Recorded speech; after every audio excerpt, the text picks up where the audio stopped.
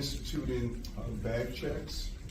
There are several things that we are reinstituting in the system, and we tried out many models that did not reach our level of acceptance, but we have two models that are promising, but it has to go through a very rigorous inspection. We don't want to purchase something just to be purchasing it, but we're going to communicate with the MTA, and once it passes our muster, we believe that, number one, the mere fact that we put that challenge out there, it excited a lot of different companies to try to meet that challenge.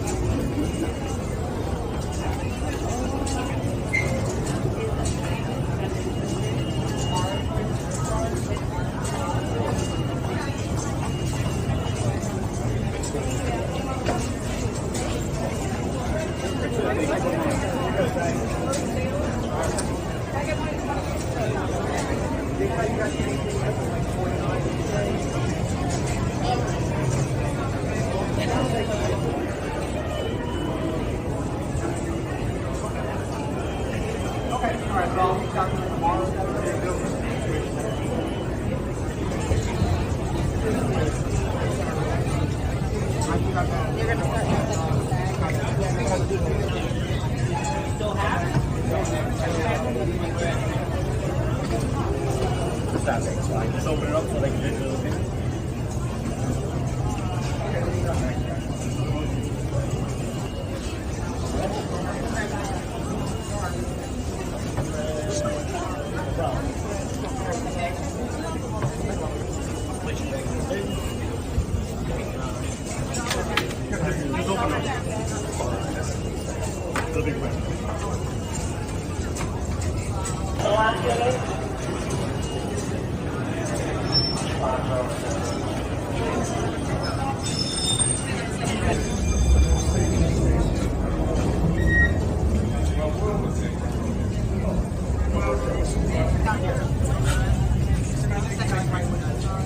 Just spreading it out. Like if we had 8, we do 2 on each side. Yeah.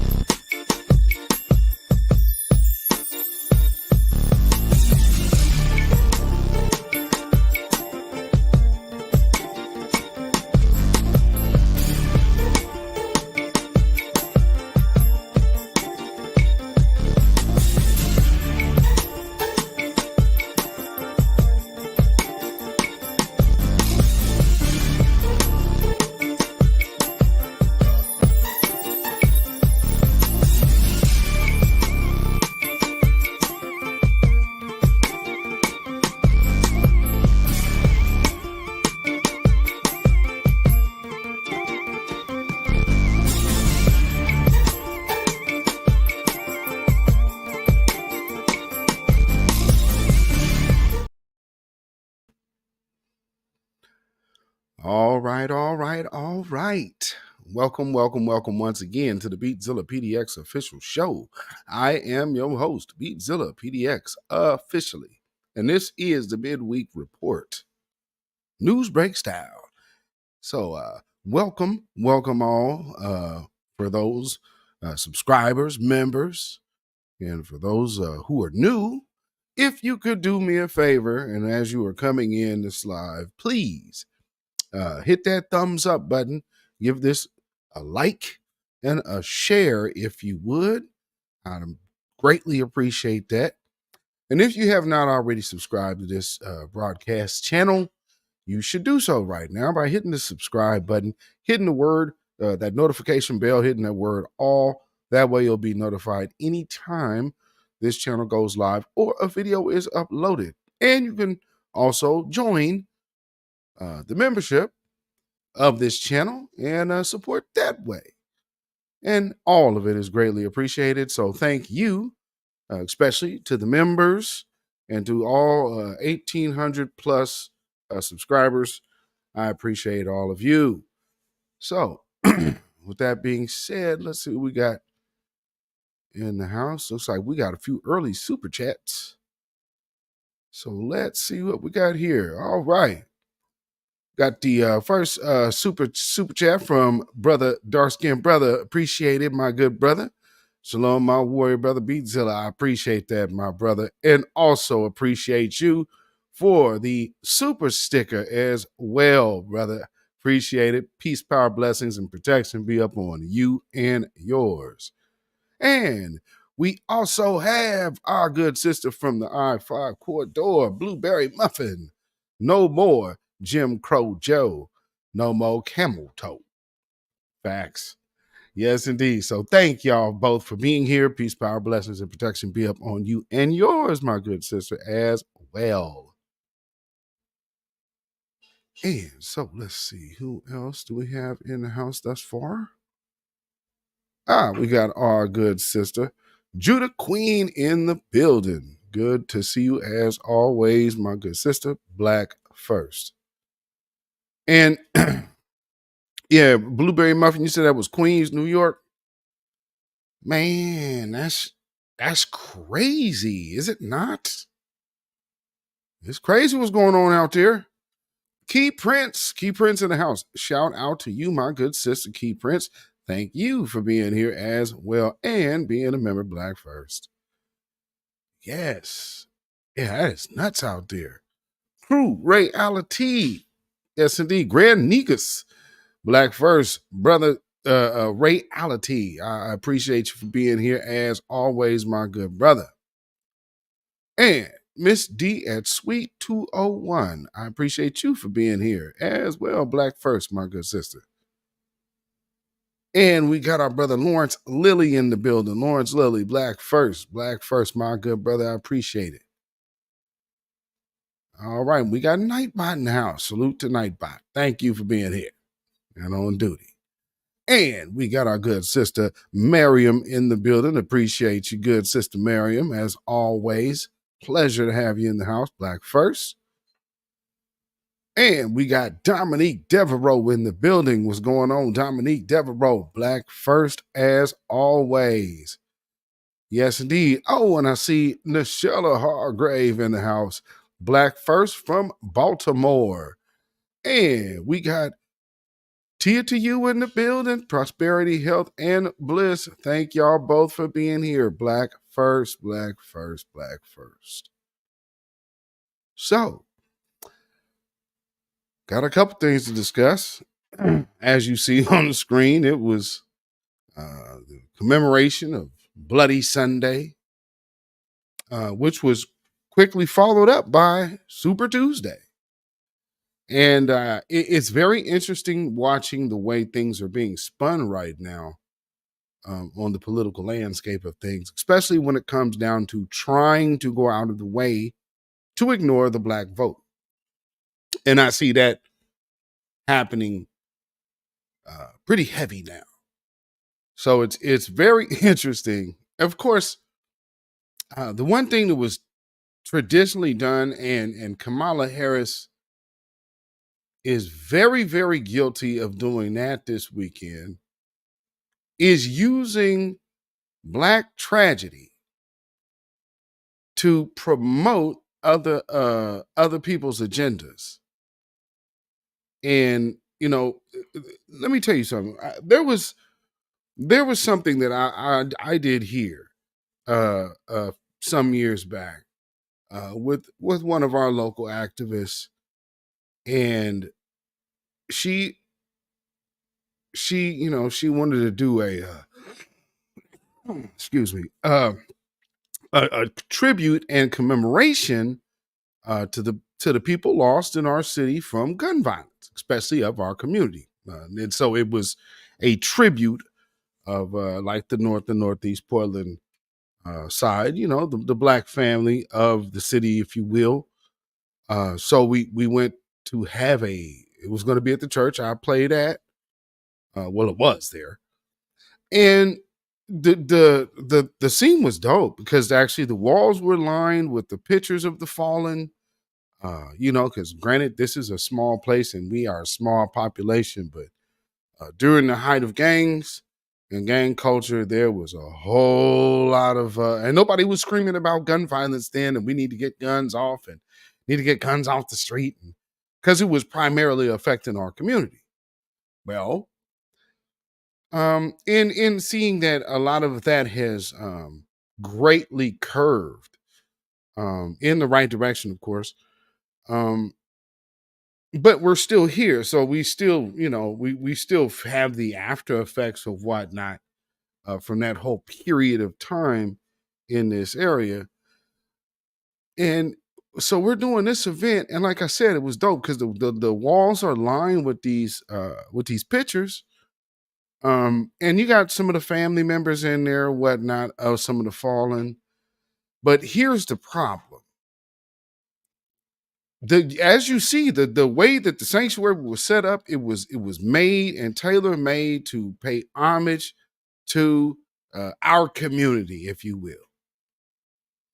And then we got to the middle part of the service to where the people get to basically speak. You're a visitor.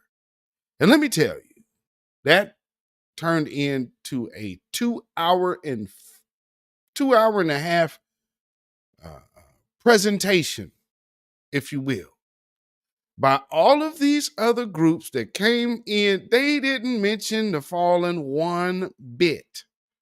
But what they did talk about was their organization. Down to the very last one that came in, which was a trans person who nobody was really paying any attention to anyway, but had to go in there and immediately jumped on this victim bandwagon that was not being done at the church. It's like, little do you know, you're coming into a church to where I think majority of the people knew that the pastor was a lesbian. So to say, well, I know people don't really like my kind in the church, it's like, she LGBTQ too. Ain't nobody thinking about you here. But made this whole big spectacle. But my point being, all of these groups made it about their group's cause, off of Black folks' backs, off of Black folks' deaths, by the way. Because that's what this whole thing was supposed to be about. And so I told that little story to lead into this Edmund Pettus bridge hustle, which is absolutely a con. And it's a real horrible pander. It's not new. So it's not like this is something that just, so don't get it twisted. They do this every year. But of course it's going to be major this year because they're really they have to play up that Black thing with Kamala Harris. And speaking of Black women stand up in the house. Peace, Black First Fam. Yes, indeed. Shout out to you, my good sister. Thank you. Black women stand up in the building. Thank you so much. Real Black women, that is. Brother Sage in the house. Yes, indeed. Brother Sage. Black first to the family. Black first. You, my good brother. Always a pleasure to see you in the house. And man, if y'all have not seen my post before, I need to put it in my community tab as well, so you guys can get a sneak peek of this brother's record. But don't just take the sneak peek; go get the record, and because he's dropped an entire album, and it's a very musical, quality hip hop record that I think all of y'all will enjoy. It's very musical, so don't think like, oh, it's rap, I don't listen to that, and he ain't doing a whole bunch of cussing. Matter of fact, I don't think I heard much cussing at all, if any. So very good, clean, solid music. So go check out our brother Sage's music if you can. I don't know if you have. Let me see. I might be. Let me see what I can do is get that link in the chat. And let me see something here. Let me see what I can't do right here. Bear with me 1 second, because I want to shoot y'all this link. Because this brother got some solid product. Yeah, where we at? There we go. Yeah. Shades of Black. So you can't go wrong with a title called Shades of Black. You understand what I'm saying? So when you go check out this link I'm about to put in the chat, there's a few links to where you can also purchase the total record as well. So that is the link to check out a little bit of our brother Sage's album. And man, salute to you and your partner. I believe it's One. I appreciate y'all, man. That's some good stuff right there. Solid, brother. Yes, indeed. Lady F in the house. Black First, family. Good to see you in the house, my sister. Appreciate it.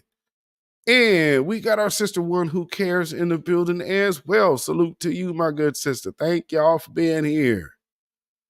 Yeah, yes, indeed. Hey, you know why I said that, bro? Because look, oh no, I got this one.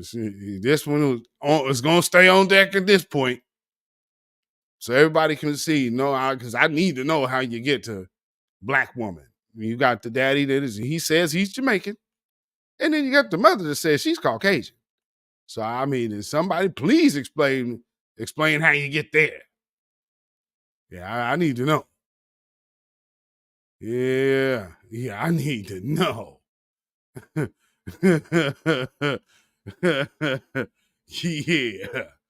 Uh-huh. You know. So yeah, that's what we talking about right there. Tater Man in the building. Salute to you from Wisconsin. Yes, indeed. Home of the Packers. I think we run it neck and neck in the cheese department. I believe our cheese. Thank you, Judah Queen. Thank you so much. Because our Sharp Tillamook cheese, which is the local cheese brand from here, if you guys have ever had Tillamook, you would enjoy it if you are a cheese eater, and you like sharp cheddar. You like sharp cheddar, you would definitely like the Tillamook. And probably if you guys are on the East Coast, I bet Tillamook is probably spendy, but I mean, don't get us twisted. It's still spendy here, but I'm sure y'all get taxed like crazy. Like for those of y'all who don't know who are wine drinkers, for those of you who may drink Pinot Noir, that's our local wine. That's our like state wine. But I'm pretty sure you are getting tremendously upcharged out there. One Who Cares said it's sold here. Yes, indeed. Yes, indeed. That is right here. Blueberry Muffin said Washington State has it primarily on 12 March, and I cast my protest vote. Yes. Oh, that has this primary on March 12th. Oh, really? Oh, really? Okay. You know, you know how it's gonna go here. What I want to do, I need to talk to my man because he's actually running for city council. So shout out brother Terrence Hayes. So Terrence Hayes is running for city council. And we actually have a few different black up and coming politicians out of the city that are trying to make some noise right now. But of course, funding is so scarce. And then you have the see here's where that old Boule, Jack and Jill system being instituted. This is one of the places where you really see it hard to break through that thing because boy, these folks got things on Lizak. But nonetheless, you have to, you know, the grassroots voice is still much louder. So, you know, at the end of the day, the grassroots still rules the day. But, you know, don't think it ain't a solid uphill climb because these folks is dedicated to the things they part of. So, you know, when that party line is, hey, you guys get out there and you go toe the line for it's time to stomp for Joe Biden. And not to mention all those malcontents out there. You get out there and you go disrupt them. Well, it's kind of hard when you have real bold-faced insults.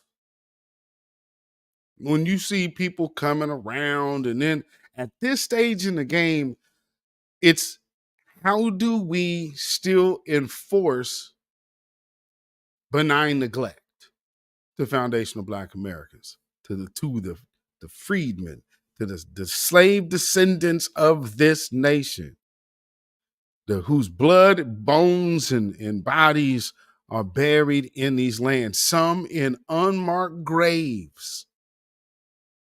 All of those people, like I always say, are victims of murder. If they've died on a plantation, they are murder victims. Straight up. So anybody who is willing to pander and try to, especially with this woman here. I mean, when you're talking about Jamaican father, call him Black if you will, Caucasian mother, that's not close to being Black. Where do you get your sister girl thing? I mean, if anything, this woman should be serving up some roti and oxtails and curry. Because truth be told, she comes from two lineages strong in curry. And if you think about even with the Indian population in the Caribbean, she would not be too far out of that element to really flip it. But that's not a voter base. So what does she have to do? She has to be Black. And that is something she's blatantly not. And then yet, so here's the thing. They're going to say, well, we need to go with lies. We need to go. Rachel Maddow. Oh, we're watching a nationwide meltdown of these political pundits who are now basically they're basically admitting without admitting that they are only solely representing one side. Now, granted, we already knew that, but it's supposed to be fair and unbiased journalism. Yeah, right. Wink, wink. But now it's getting exposed to where you basically are just a DNC mouthpiece. And when the DNC is taking an L, these people are flipping out on the air. And it's like, well, see, when we see this, we understand none of this stuff that she's finna talk about correlates to this. Yeah, it ain't got nothing to do with this.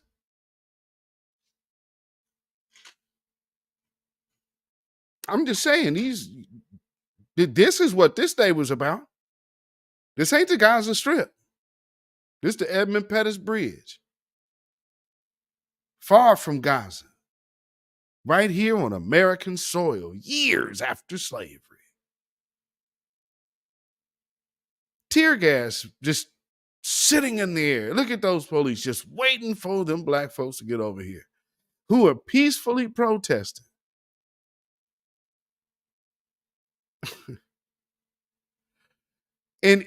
So again, just for the people to try to piggyback off of events like this is despicable. But even worse are the people that enable that type of behavior and treatment, because it's freaking crazy. You feel me? It's absolutely nuts. Velly Ray, what's going on, brother? Velly Ray said, salute, Transformers are everywhere. Absolutely. Oh, speaking of that, you just reminded me. Yeah, speaking of Transformers, oh man, I gotta hit that little next story too. So I guess I'll get there. I'll hit that first. Patricia Slade in the building. Jersey City is here. Black first. Thank you for being here. Appreciate you. Thank y'all for being here on this midweek report. Let me see, where is that at? Because do I have this in here? Because this was really odd to me. Oh yeah, here it is. Okay, yeah, let me hit this real quick. And then we'll move on to the Edmund Pettus Bridge. But y'all, the story I had to do about was it Nex Benedict? And they said that she was bullied and jumped on and whatnot. Well, of course, we have since shown the truth of the matter here on this broadcast. And she was not deleted by her injuries.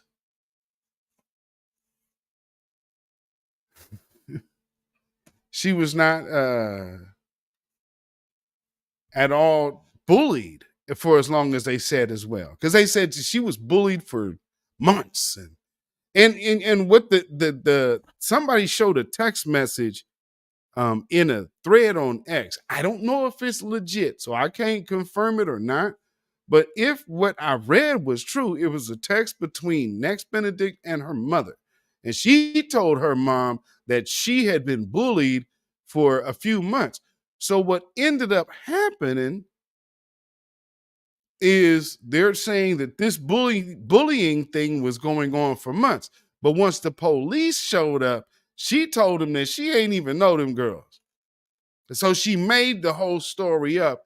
And these folks are running with this narrative that somehow, and truth be told, this was just a way to start shifting the conversation and narrative in this 2024 election cycle. Because, think about it. Black Lives Matter. Well, trans lives matter. Trans lives matter. It was everybody else's lives matter right off the piggyback. Well, you can't really do that with reparations, but you can do that in the sense of saying, oh, well, this rhetoric is inciting this, or this rhetoric is inciting that, which they use for January 6th, but which is more evident and true in Florida.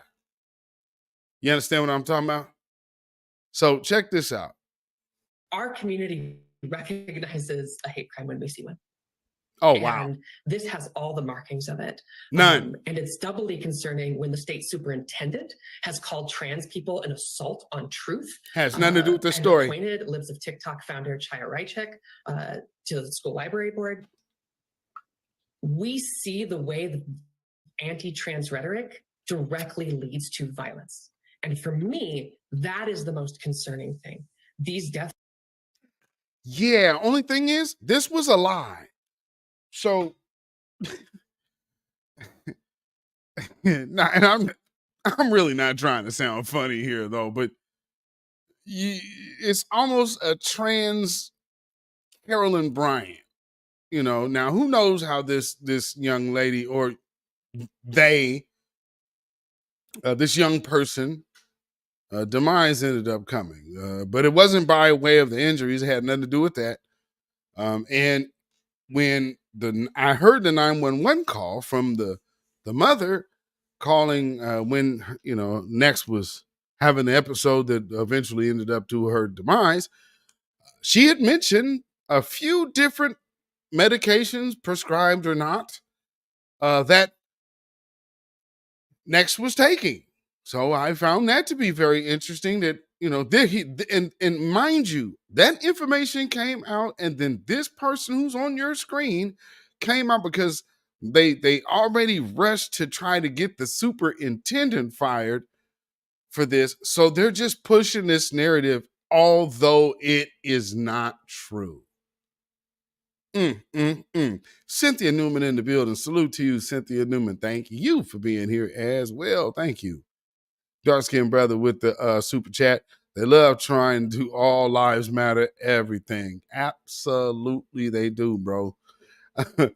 Thank you. Thank you for the super chat. Appreciate that. Peace, power, blessings, and protection be up on you and yours. Man.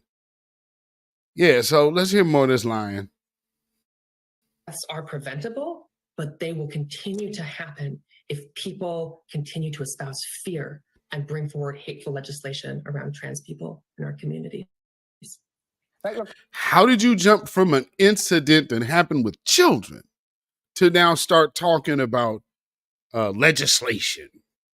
Boy, that's a huge little jump, isn't it? I mean, good grief. Republican Governor Kevin Stitt called Nex's death a tragedy and denounced bullying. But this is the same person who has signed several laws that targets transgender children. Does that kind of stuff exacerbate the bullying? Again, you're riding the line. So now let's just lie on these children. Let's keep in mind that these are children that these people are lying on. Even more so, it makes me believe that those girls were black. I'm just saying.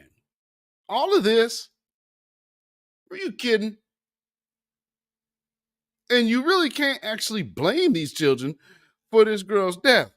But even in the court of public opinion, here they are on the news pushing a narrative that these girls, although the video shows Nex herself saying that she didn't know those girls previously at all. So that's what she says to the police. So when it's official, she's telling this story. And again, like I said, for what I've read in that text message between what is supposed to be Nex and her mother, she's telling her mom that she's been bullied for months, and then she finally got fed up and threw water on these girls. So she was lying to her mother to make up the excuse for starting a fight with these other girls to whom she didn't know. And now here are all these liars coming out here. So one lie after the next, and nobody will stop. It absolutely does. And it's important to note that the harm happens when the laws are in effect, but it also happens when the laws are brought forward. We had a team. So just look at this, the twisted logic here. Because if I'm correct and these girls are black, instead of pushing an anti-black hate law or anti-black, they want legislation for them. Once again, just reasons that kind of lead me to believe we are talking about black children. Because you're still riding a lie. Why are you pushing this so far when you know it didn't happen? Got to be black children. Teens flew the state of Montana when their lives were being debated in the Montana House. We had a teen attempt suicide while watching one of the hearings. And it is hypocritical. It's hypocritical to get out here and keep using an argument. Your platform is literally based on a lie.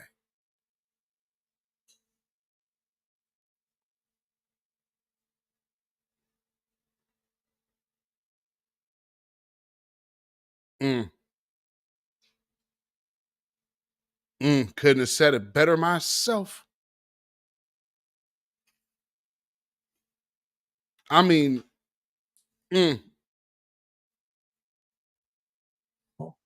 for a superintendent or a governor to come forward and say, you know, we care about this student, we care about their lives, when they have brought forward policy, have promoted policies that directly harm our communities. You know, the superintendent, the governor, libs of TikTok, Chai Rychek, they did not kill this student, but there's blood on their hands.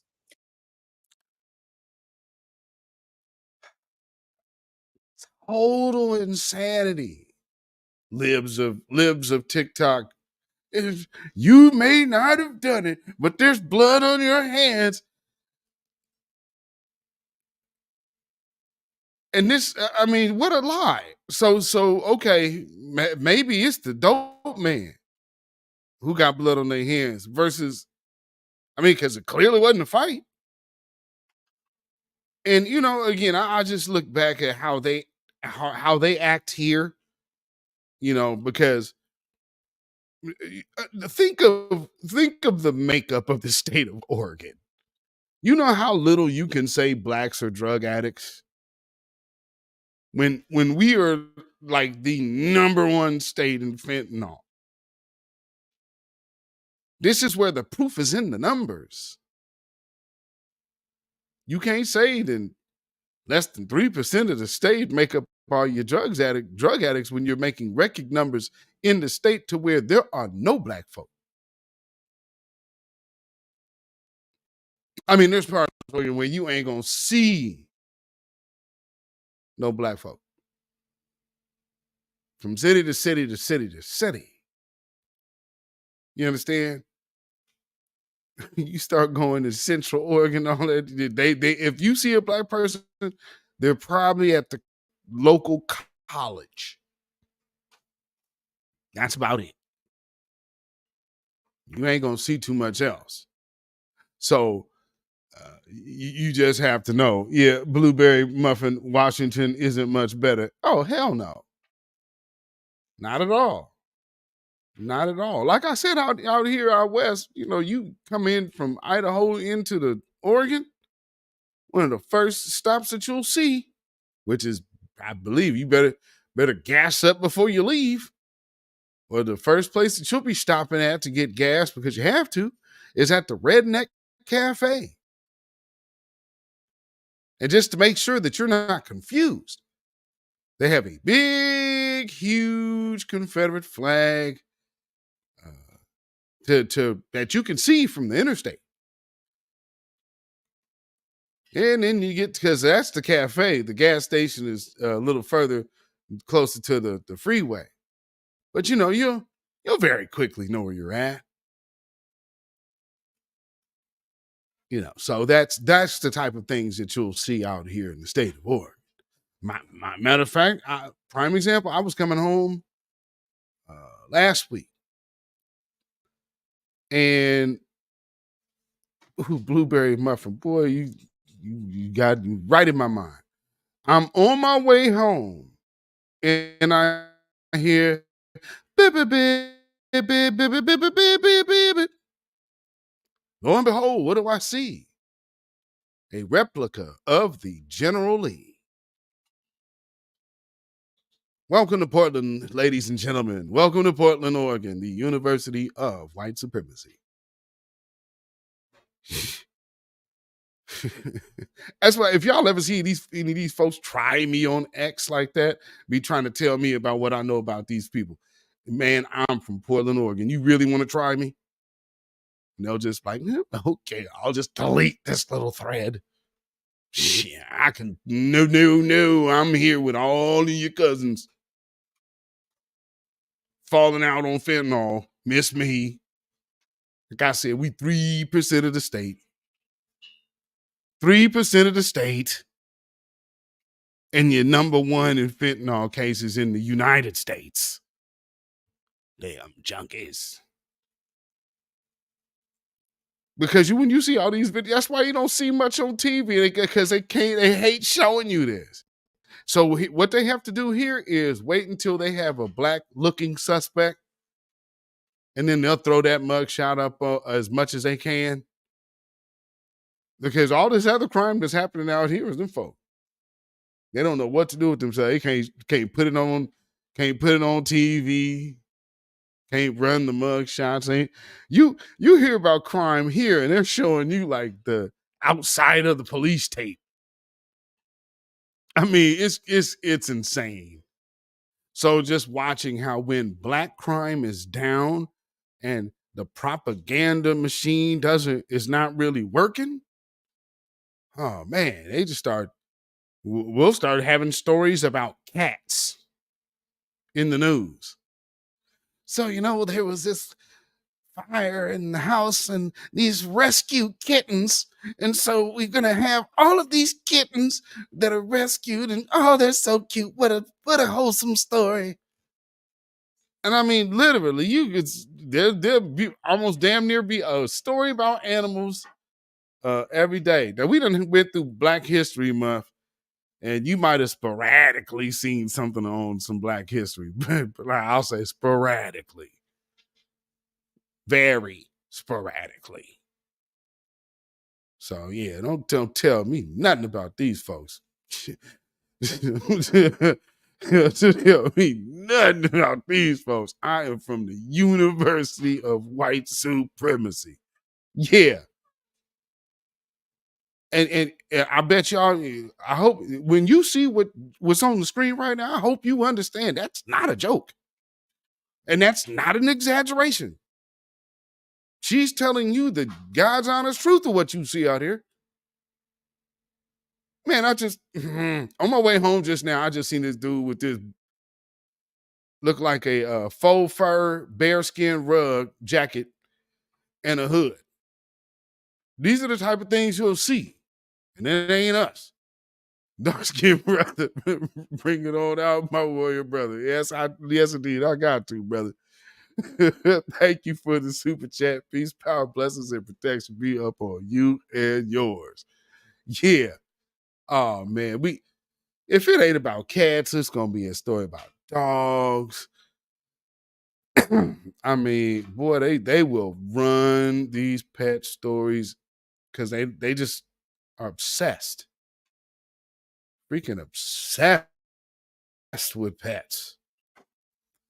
So moving on, getting to, I need to get rid of one of these. Okay, I'll get rid of this for now. So, Kamala did her speech at the Edmund Pettus Bridge. And so here's a preview, because I want to get kind of just get into a little bit of what she's talking about. And I didn't realize something else either, but let's check out the little preview here.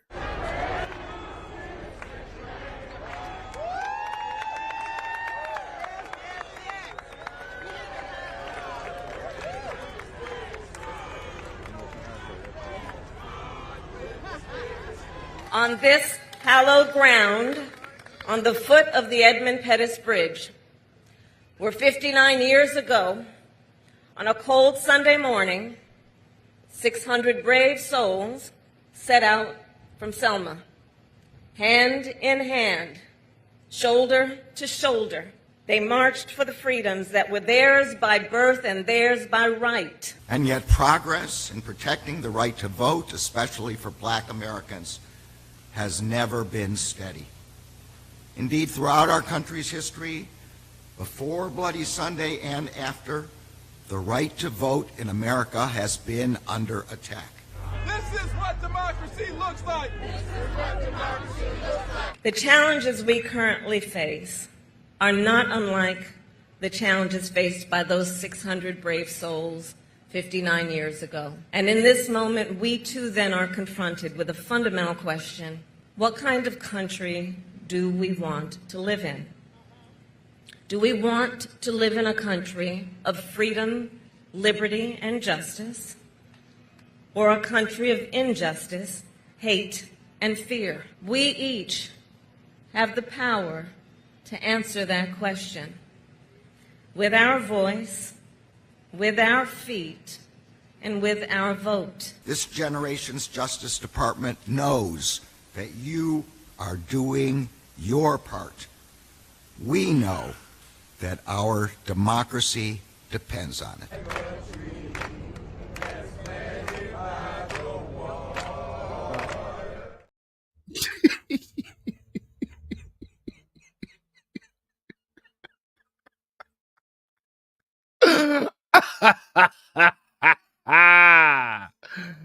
Just like a tree that's planted by the water, we shall not be moved. Oh, Lord, come on, man.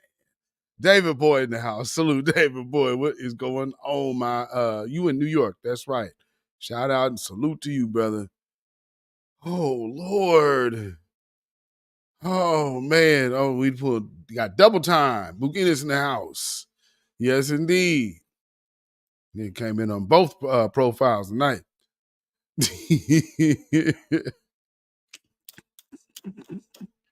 We shall not be moved. Ain't gonna let nobody turn me around. Turn me around. Come on, man. The cringy Negro spiritual singing is this. Lynette Williams, Black First from Montgomery, Alabama. Salute to you, sister. Thank you for being here. Oh, super duper cringy. Yes, yeah. Have several seats. Oh, man. So, let's hear the vice presidential pander.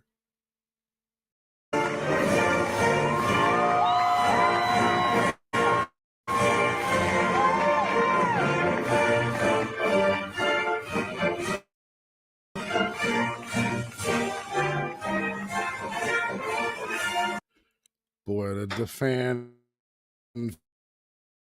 fair. Do you guys feel inspired? Indeed,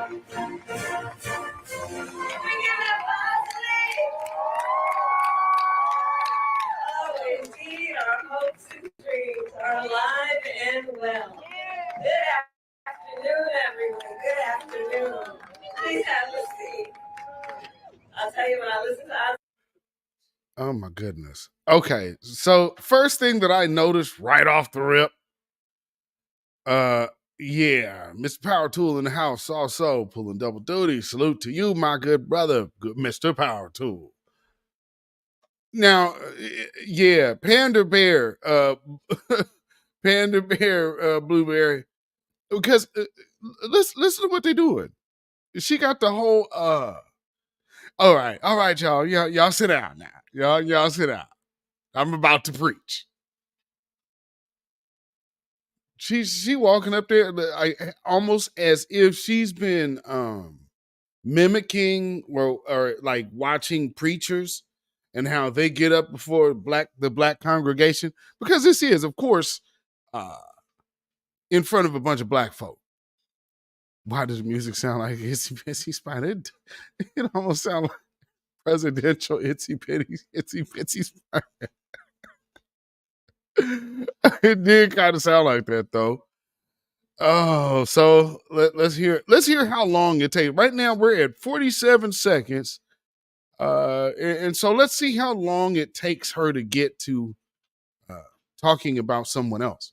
I know the future of our country is bright. So it is so good to be back in Selma, and I want to say on behalf of the second gentleman and me, it is a privilege to be with so many extraordinary leaders, members of Congress, members of our administration, dedicated activists, and dear friends. So before I begin today, I must address the humanitarian crisis in Gaza. Wow. So she started speaking at 47 seconds. We are now at 1 minute and 20 seconds.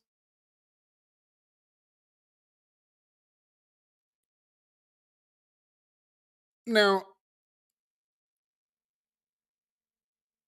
with what you're really commemorating,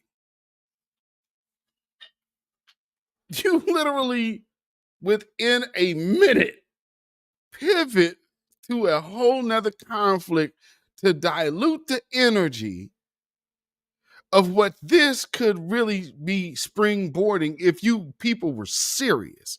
But of course, we understand that these people are actors and they're there to be big pacifiers for the Black community, as if, hey, y'all, something is being done for us. They are remembering our pain.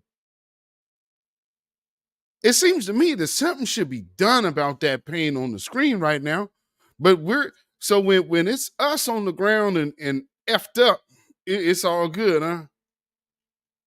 I mean, because, you know, let's remember there was a time in this country. This is not ancient history, by the way.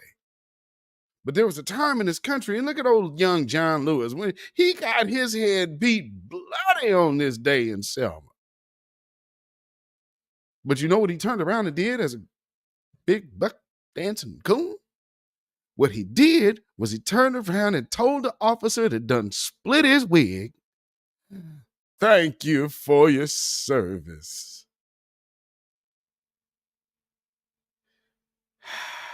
Buck dancing, shuffling, scratching, bootlicking, bamboozling, Uncle Tom Negro. I mean, you can't seriously tell anyone, yeah, you know, I had to tell that officer, thank you. Because, see, you helped me make a statement when you bust my head wide open to the white meat. And so now that he's dead and gone, people can sit up here and say, well, good heroes like John Lewis. I think you might want to be giving some credence to these other individuals, and maybe also kind of look at the history of police violence against the Black community here in America. You know, when you talk about George Floyd policing bills and police accountability and things of the such, you know, I'm just saying. Yeah, those police look like they're ready to do the service of the country, aren't they? They're about to serve up some constitutional justice. Yeah, ancient history, right? Yeah, okay. What we are seeing every day in Gaza is devastating. Wow. We have seen reports of families eating leaves or animal feed. You get up in front of the descendants of slaves talking this? This right here. Okay, this is the type of stuff insults are made of. Okay, Black folks was forced to eat intestines of animals. Because nobody really should be eating chitlins. I'm sure there's some of you out there that do indulge in that. You should not be eating that. I'm not going to tell you not to eat that. But you know where they come from. So I'm not, you know, we ain't gonna play that game. I'm just saying, probably is not the best diet choice. You know, that's just me. Get that nice hot. How's me smell like hot simmering crap? Black First Coffee, what's going on?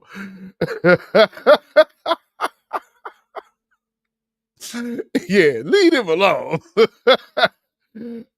Oh my goodness.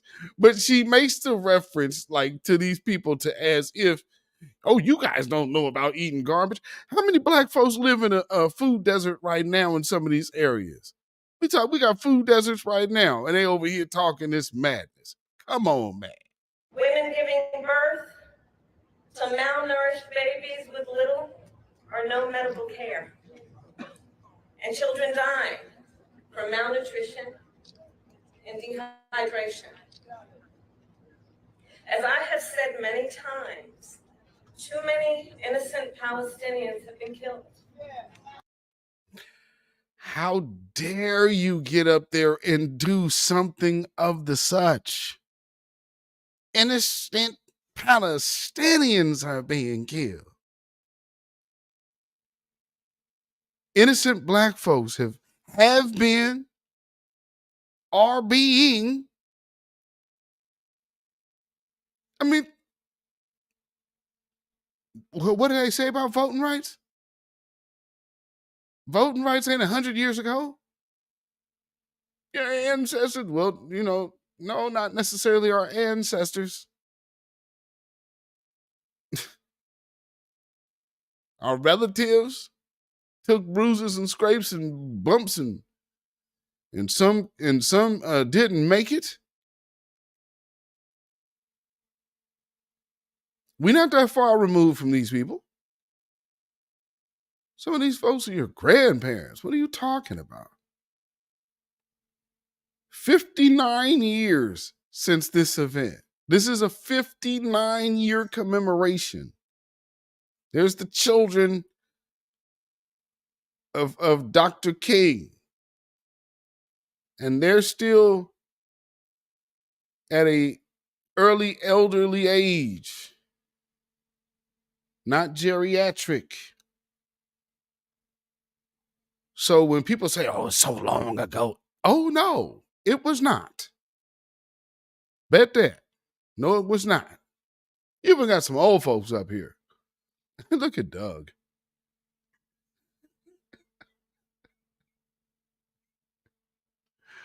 And look at Big Bird. Y'all see Big Bird back there? I didn't realize he was so short. That dude just all head and shoulders. His head is his head is huge. He got an O.J. Simpson head. Big Bird got an O.J. Simpson. He got an O.J. Simpson head. So meanwhile, you have this woman here who is clearly not black. And she doesn't qualify for that title of African American. Because there again, you see Caucasian. And then, of course, you see Jamaican. So nowhere there do you see American. Ooh, kind of case closed. And just a few days ago, we saw hungry, desperate people, Lord, approach aid trucks, simply trying to secure food for their families. After weeks of nearly no aid reaching northern Gaza. And they were met with gunfire and chaos. Our hearts break for the victims of that horrific tragedy. How do you get in front of black folks and sell this line, though? Because, see, here's my other issue with this. You're going to push this double speak on black folks in front of black folks. Leave us out of this. Because here's another thing that she's doing. She knows good and damn well that the people that you are funding gun those folks down. So again, you come over here with this. So this is the soundbite from Selma. Oh, we need a ceasefire. What a POS. Because this is a cold little con move. So the soundbite going out of here has nothing to do with anything for the black community to whom this whole day is about. No, it's going to be all focused on the current Democrat issue. So she literally, and you think it's a coincidence that it's happening in 2024? Why didn't Joe Biden go? Because Joe Biden will still hold some kind of sore spot for certain black folks if he shows up doing his spiel right now. And on top of that, he might not even be coherent enough to stand up for that long. So you have to send Kamala Harris to get out there and start talking this talk as if black issues coincide with the world issues without talking about black issues, which is basically what they've always done. And then you'll have the black bootlegs coming along saying, see what they did for us? Man, y'all stupid. The messaging is just wrong. And y'all getting disinformation. Yeah, stop. And for all the Nah, we see the disrespect blatantly with our own mouth. From what is clearly a humanitarian catastrophe. Oh, listen to those seals. People in Gaza are starving. The conditions are inhumane. How on earth are these Negroes content with themselves? Yes, yeah, oh. Amen, sister. Amen. Do something about Gaza. All right. Amen, sister. Amen. What? You are not in church. And these ain't your folks. What is happening here? Dark-skinned brother, thank you for the super chat. And notice no one is standing behind her as usual when Biden loses. And she's done too. Yeah. Absolutely. He and her. But see, and yeah, she's kind of up there to fly alone, but because you just supposed to see black. That's why. You feel me? So, it's a cold little optic there. Thank you again, man, for the super chat. Peace, power, blessings, and protection be up on you and yours, brother. Yeah, you see the game they playing. They playing a cold little game right here.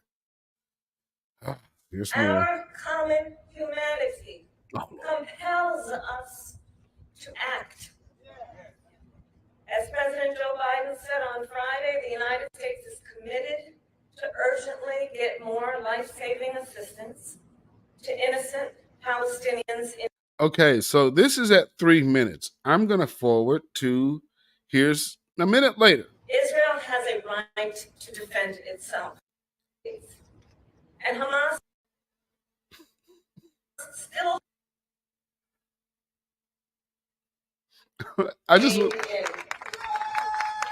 would allow us to build something more enduring. This is almost 6 minutes. To ensure Israel is secure and to respect the right of the Palestinian people to dignity, freedom, and self-determination. Who is that coon yelling like that? Yeah! He sound like Earl from Good Times. He sound like Earl from Good Times. JJ, little painting student. Yeah! Who is that? Hamas claims it wants to see the freedom to be full and equal members of our nation. They marched peacefully. They knew violence against them was inevitable. They knew they would be surrounded by troopers with nightsticks. They knew they might be trampled by horses. Even so, they marched forward. But they were forced to retreat. And yet, they would not be deterred, defeated, or denied. And they returned to this bridge while many were still bound in bandages because they knew what was on the other side.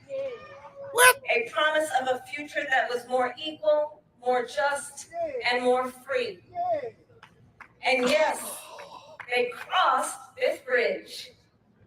And in so doing, they also built a bridge. They brought together white Americans, black Americans, all sorts of Americans, and ministers and rabbis and members of LCS. Oh, damn it. Everybody there that you hear in earshot, family, all of them get one of these right now. Sambo.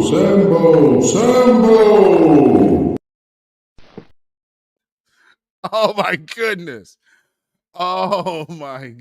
That is just like Sambo overload. What the hell is happening right now? Oh my goodness. Ooh. Yes. Oh Lord, yes. I'm so happy you here. You just seen us. You see us. I'm happy. Oh my God. Sick and folks of all ages and backgrounds. And less This is than painful. 6 months later, the Voting Rights Act of 1964 was signed into law. The story of Selma, a story of our nation. Freedom is fundamental to the promise of America. Freedom is not to be given. It is not to be bestowed. It is ours by right. And the power behind the promise of freedom has always been in the faith of her people.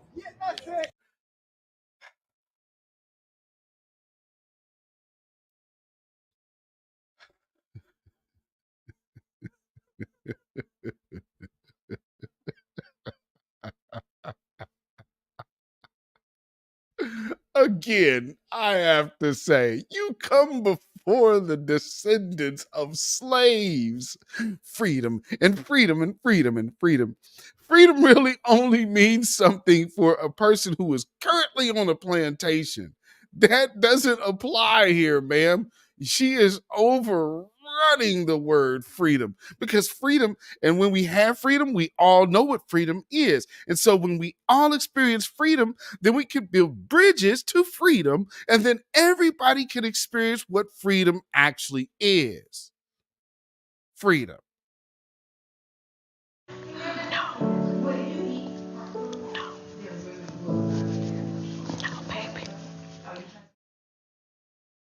And our willingness to fight for freedom, be it on the fields of Gettysburg, in the schools of Little Rock, on the streets of Ferguson, and on this bridge right here in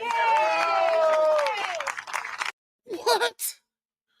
So, family, don't worry about getting anything tangible.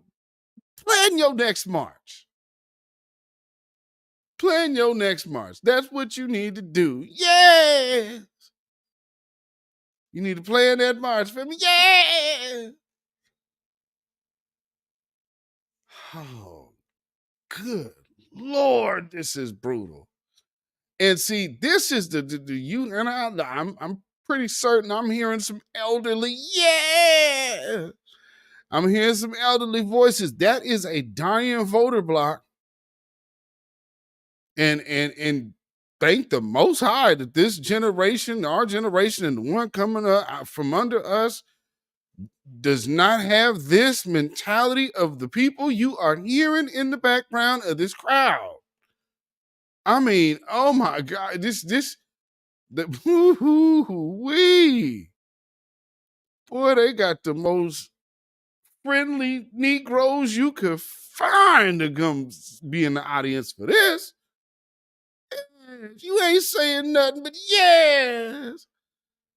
Family, she has rambled on about and give you about 70 different ways to say freedom. Okay, we understand freedom. Freedom. Yes. Bukitas, I might have to. That's insane. Yeah. You ain't did that much for your own pastor. Stop it. Because you know they haven't. and all you could definitely hear these folks, church folks. You know good and god dog well that you ain't been up in that church, yeah, after every other word, especially when they ain't saying nothing. Freedom and freedom and freedom. Freedom, freedom, freedom. And once more, freedom. And you know, we have the Edmund Pettus Bridge, freedom. And then we got Ferguson, freedom. What? Oh my God. This somebody needs to do a parody on this, because if this sounds presidential, okay. I got a bridge in Brooklyn for sale. And today we know our fight for freedom is not over. Because in this moment, we are witnessing a full-on attack on hard-fought, hard-won freedoms. Starting with the freedom that unlocks all others, the freedom to vote. Wait, what? Wait. Again, the historical context, and this is the whole point of delineation. There would be so many things that she would approach differently if she truly had a connection to the people here. And she simply doesn't. Because every reference that she keeps making is from a person who does not relate to a descendant of a slave. And it comes out so much like people, oh, she got chucks and pearls on. Stop it. She is no more, she can't fake it. She cannot fake it. The sacred freedom to vote. Vote. Today, in states across our nation, extremists pass laws to ban drop boxes, limit early voting, and restrict absentee ballots. Ma'am, what the hell do you think they was out here for? It's just, and this is who you saying is your sister girl. Dogs and hoses and all that good stuff. Y'all seen? I know y'all done seen the picture of the man who was lynched, talking about this voted. Is she gonna tell us about the voting freedoms of what they trying to do right now? Nobody's getting lynched at the voting polls. You talking to the people who came from that. Is this woman okay? Is she that unfamiliar with our history here? But I thought when she was a little kid, she could figure out the word freedom. Cap. Well, her lying is ridiculous, but her BSing is even worse. In Georgia, extremists passed a law to even make it illegal to give people food and water for standing in line to exercise their civic duty and right to vote.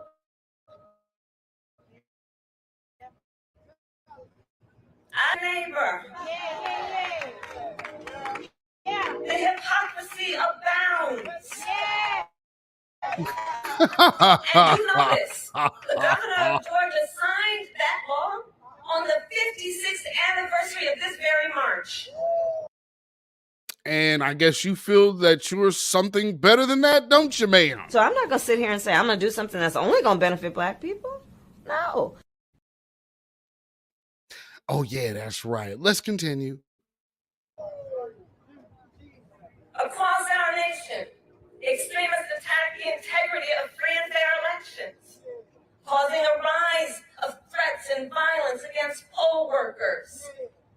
In the face of these assaults on the freedom to vote, and in honor of all those who crossed this bridge, President Biden and I will continue to demand that the United States Congress pass the Freedom to Vote Act and the John Lewis Voting Rights Advancement Act.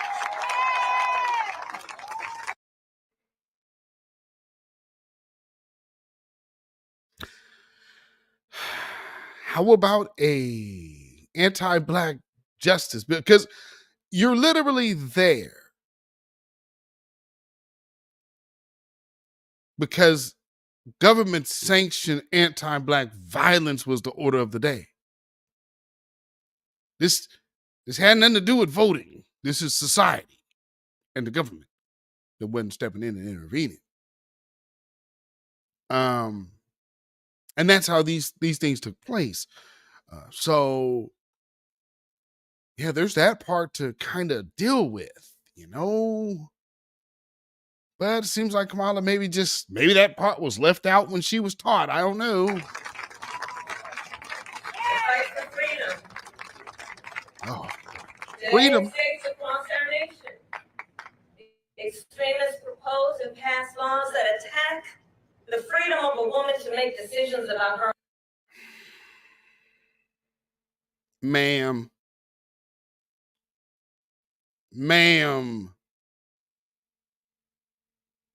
I mean, them folks ain't seeing this as an insult at all. That's another problem.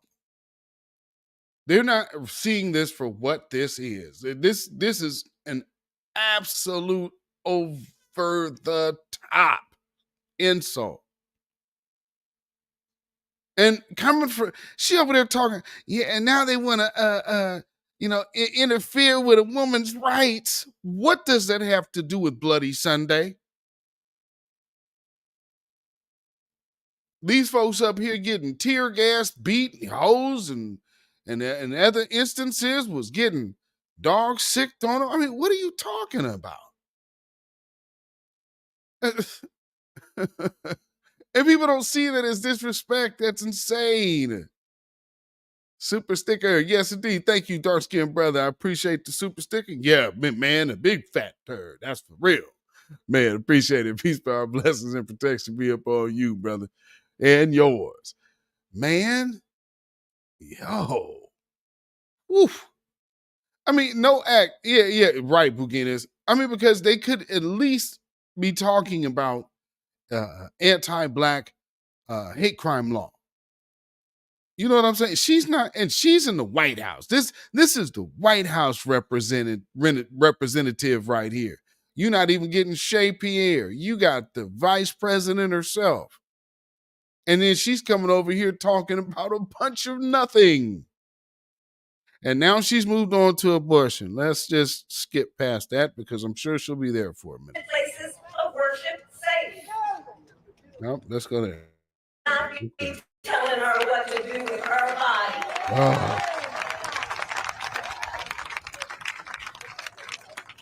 To fight for freedom.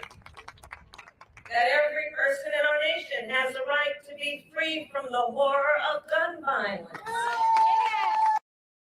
What? What? Yeah! Now he really sounds like Earl from Good Times. Yeah! Yeah!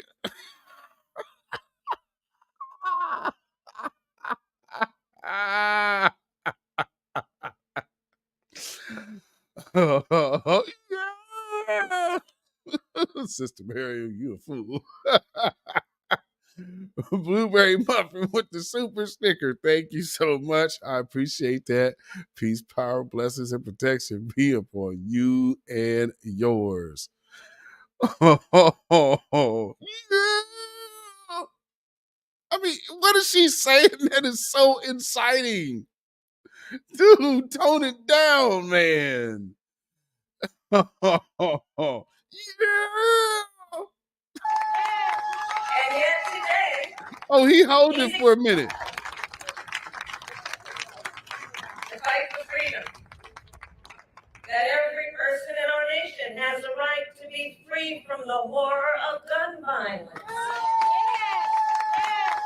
And yet today, these extremists stand by and refuse to pass reasonable gun safety laws to keep our children and places of worship safe. You know what's funny about that is the places of worship weren't stopped because of They didn't have gun laws in place. Absolutely there was. Dylann Roof should not have had a gun. But it was his anti-black racism that had him go up into Mother Emanuel, pray with these folks, and then proceed to delete all of them. I mean, so that really is not about the gun. That's about the kid. It's about that young man who decided that he was going to go end some lives today because he hated black folk. Same as the kid in Buffalo, the dude in Buffalo.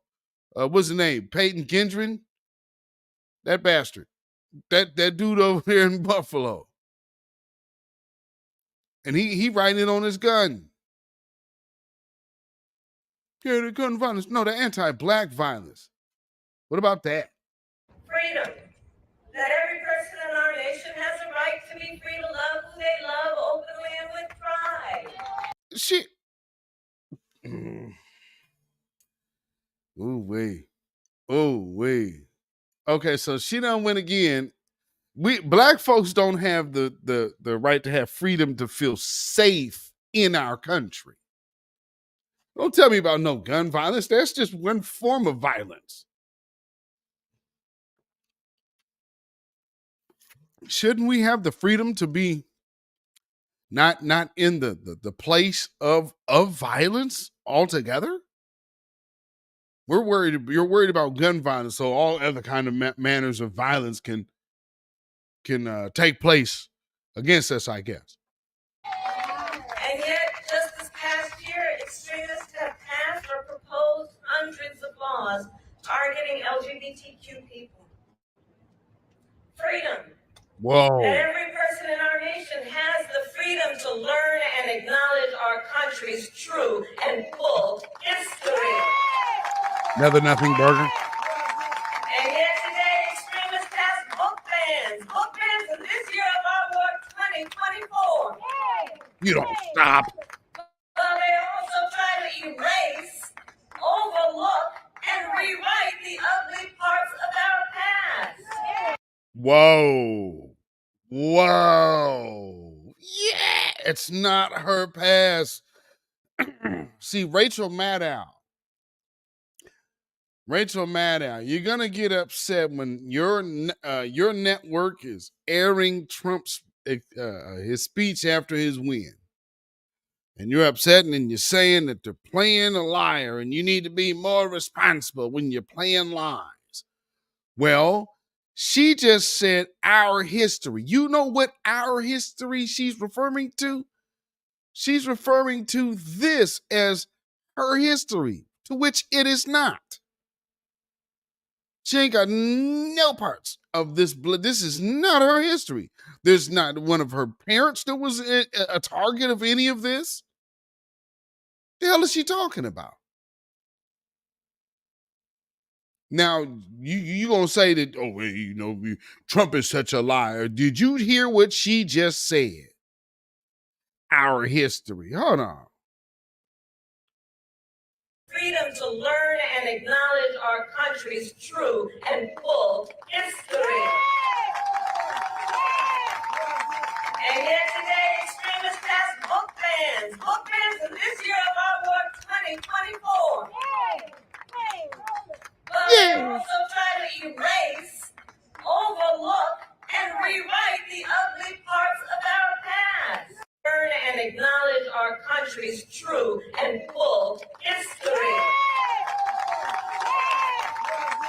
And yet today, extremists pass book bans in this year of our war 2024. But they also try to erase, overlook, and rewrite the ugly parts of our past. Okay, so is it that Caucasian part that she talking about her past? Because what part of this history could she refer to our past? Is she saying American history? I guess that's one tricky way of saying that. Still a lie, though. Fundamental freedoms under assault. The freedom to vote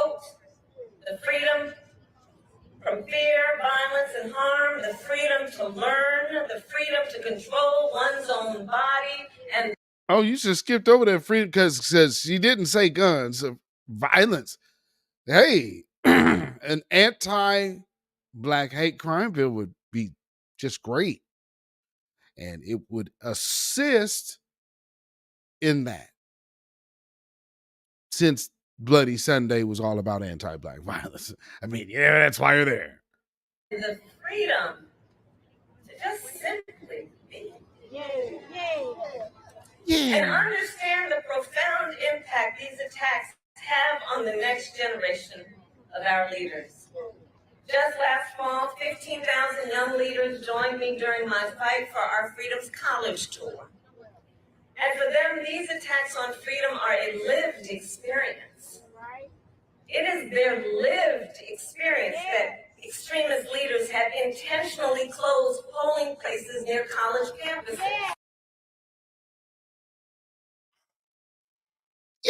Yeah. Who up there saying that? Because I would like to know, like, what is she referring to? Because this is not happening in mass waves. You understand? Everything she's talking about really is not happening in mass in multiple areas at once. That's not taking place. And she just keeps referring like to the same, she keeps making these same references. But I guess that's the party line. It's just not true. And restricted the use of student IDs to vote. That it is black voters and student voters who are most targeted by anti-voter laws. No. No, that is not true. Our vote is just fine. Matter of fact, I get my ballots sent here. That's how they do it here. Vote in the mail. So no, I cannot agree with that statement at all. No, I haven't experienced that one. A lived experience that during the height of their reproductive years, the highest court in our land, the Court of Thurgood, and RBG took a constitutional right that had been recognized from the people of America, from the women of America. So that now That was a very interesting statement. In the height of their childbearing years, they took away the ability to go delete your baby.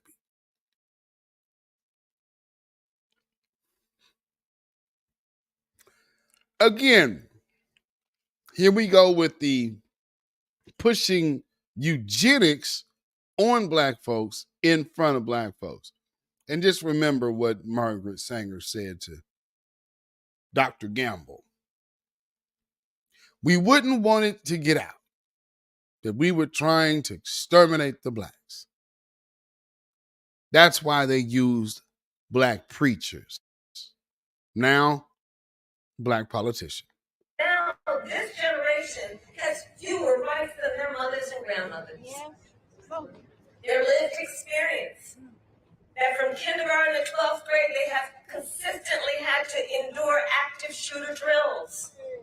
While extremists refuse to pass universal background checks, red flag laws, and an assault weapons ban. Our young leaders, well, they are clear-eyed about what's at stake.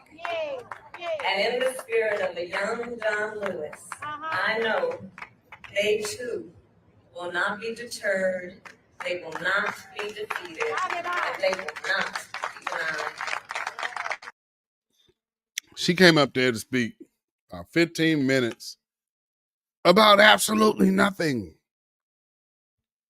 Come and give an inspirational speech so people can leave happy. This ain't nothing but a sermon. You understand? So, Selma, the challenges we currently face are not unlike the challenges faced by those 600 brave souls 59 years ago. And in this moment, we too then are confronted with a fundamental question. What kind of country do we want to live in? Do we want to live in a country of freedom, liberty, and justice, or a country of injustice, hate, and fear? We each have the power to answer that question. Well, it's kind of funny considering how you're commemorating a day of anti-Black violence that you not once mentioned how racism affects Black people. That right there in itself is anti-Black, but with our voice, with our feet, and with our vote. Oh, there it is. By sharing with you in my West Wing office in the White House. Yeah, that's where I work. I hung a piece of this artwork that is the first thing I see when I walk into my office in the morning. It's a large framed photograph taken on Bloody Sunday depicting an injured Amelia Boynton receiving care at the foot of this very bridge. And for me, it is a daily reminder of the struggle, of the sacrifice, and of how much we owe to those who gave so much before us. Yes. Absolute cap, considering how you have no tie to any of that. You shade tree nigga. History is a relay race. Generations before us carried the baton, and now they have passed it to us. So let us continue to organize, let us continue to fight, and let's make some good trouble along the way. God bless you, and God bless the United States of America.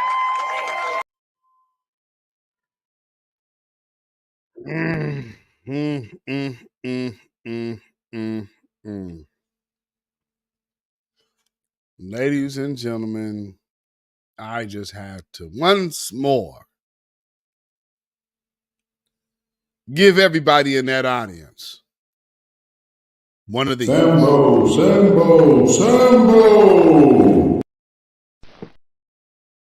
It just makes no sense.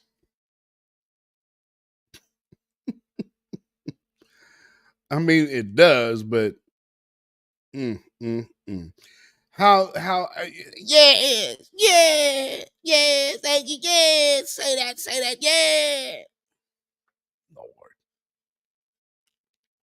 The woman did not say anything. She literally promoted every other agenda. And then the young people that she has over at her house, they're over there partying, dancing in the sexy red.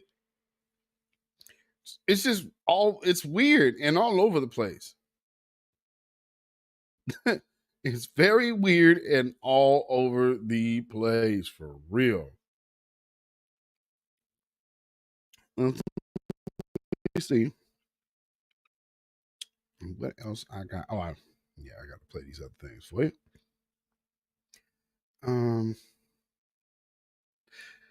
Okay. Let me, before I go, because there's this other narrative that they're trying to run with, which I am now also starting to see, or starting, I guess, to think that some of the things we are seeing from these Democratic bootleg shills that keep crying about black men and black rappers supporting Donald Trump, that's cap. But what I do think that is a way to kind of push an argument out there, like a straw man argument that doesn't really have any foundation, but it'll get black folks to talking, because you're basically throwing black male rappers under the bus. And that's nothing new, because, they've always talked about that. But it doesn't work when you're promoting Sexy Red. So she's going to, everybody, these famous rappers, and why are rappers supporting, Donald Trump, which I don't believe. But even still, if that's what they're doing, that's what they're doing. But I wanted to play this little video from you because this is another one of the Democratic faithful shills that they have enlisted to, I guess, smokescreen some things and basically lie on black folk. Why are so many rappers supporting Trump? It's not just this one. It's also Benny the Butcher, Sexy Red, Waka Flocka, Kodak Black. What in the Uncle Tom is going on? I think there's three main reasons why some rappers are falling for Trump. One reason is the perception of strength. This is a caricature of how Trumpers see him, as some hyper-strong, hyper-masculine figure. Strength. And I could see where some rappers would say, aligning with him makes me feel strong and seem strong. Kanye said when he put on the MAGA hat, it made him feel like Superman. Kanye's an idiot. Reason number two, contrarianism. Some people love to be the person who everyone else is arguing against. You love to be the one saying everyone else is wrong. And in an attention economy, being the contrarian gets you a lot of attention. I put a barbershop because, you know, the black barbershop is a place where people go to argue and talk and commune. And if you're a contrarian in that argue space, and talk. No, they go to get their hair cut against you, and it can be really exciting. There's also a lot of misinformation that goes into supporting Trump. A lot of Trumpers, when they're asked why they like Trump, they say things that aren't true. Well, here we go. Alternative facts. For example, Sexy Red said she loves Trump because of the stimulus checks. I think a lot of people who are close to this story would give more credit to this woman.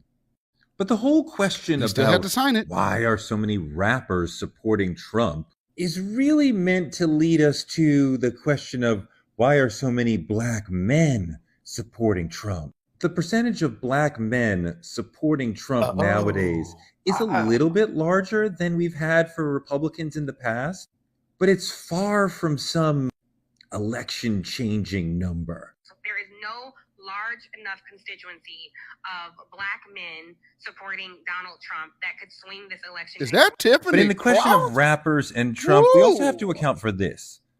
Modern hip-hop does not really have, for the most part, the political spine that those of us who loved 80s and 90s hip-hop had. In the era of Public Enemy and Tupac and KRS-One and Poor Righteous Teachers and X-Clan, we had a music that was so politically conscious, it felt like some of these rappers were activists.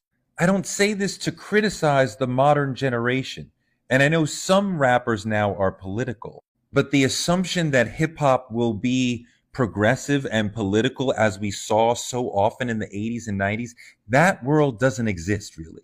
So I'm not surprised some rappers are saying, hey, let me get some attention. I kind of like this guy Trump. But I'm sure if you polled rappers, you would find that just like most black men, most of them support Democrats if they vote. Tell me in the comments why you think we're seeing some rappers support Trump.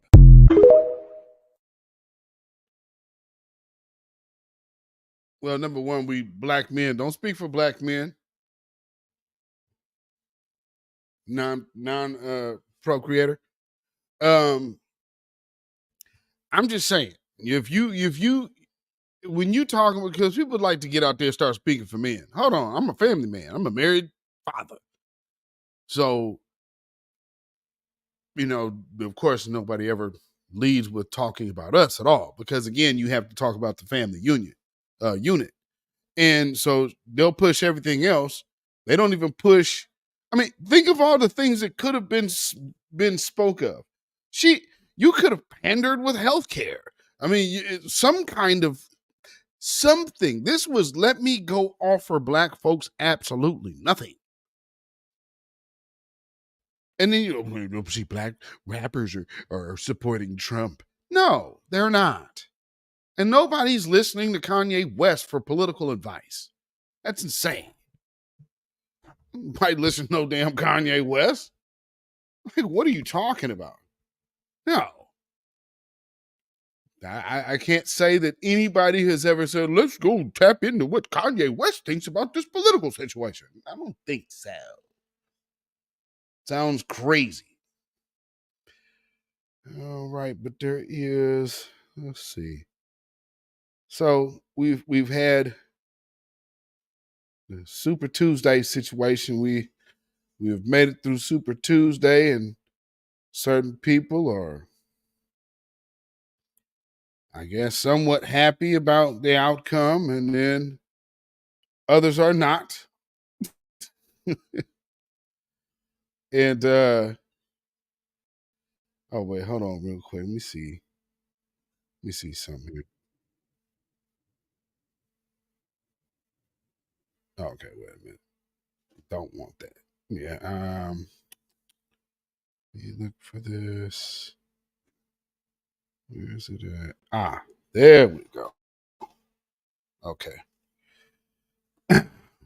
Cue this video up for y'all, family. Because I want to talk about the Super Tuesday meltdown. And that's, it's kind of interesting how it's all, playing out. Nikki Haley has dropped out the race, which, I think was kind of inevitable. Clearly, she couldn't win. I'm not sure if the Dean cat has since suspended his campaign or not. But he probably should. I mean, unless he just wants to keep spending the money that he raised. But he's made the noise he needs to make.